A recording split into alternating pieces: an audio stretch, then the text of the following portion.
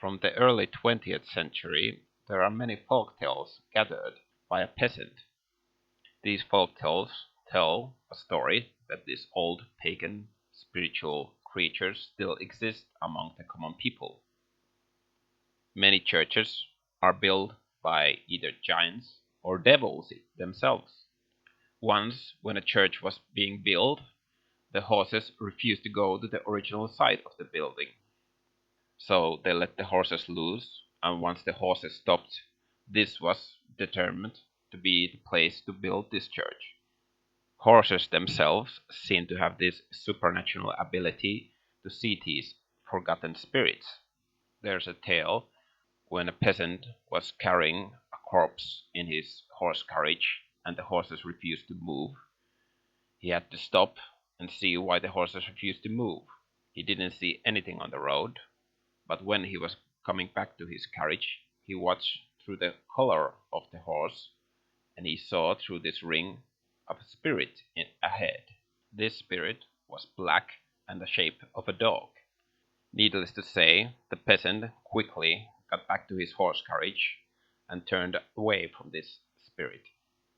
There's also a very funny tale about how this old man who used to pull cannons for the crown, that when horses didn't have strength to pull these heavy cannons, you had to whip the cannons, and after a while the cannons started to sweat cold sweat, and then the horses managed to pull these cannons.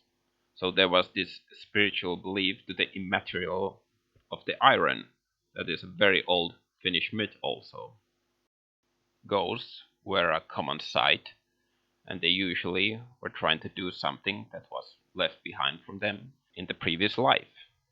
They usually disappeared after a couple of years, and they seemed to avoid the priests very much. Water was still very much in the hold of the old water guardians, or the old pagan gods for water. Once a peasant heard a warning that he should not go today to swim at the lake. He followed this advice and also warned the other people that today the guardian of the water will take his victim. So nobody went to water, but one of the peasants was so thirsty that he wanted at least have a drink from the lake, since the day was so hot. After drinking this water, he immediately drowns to this zip of water. And everyone says the guardian of the water, him or her, took what belonged to him.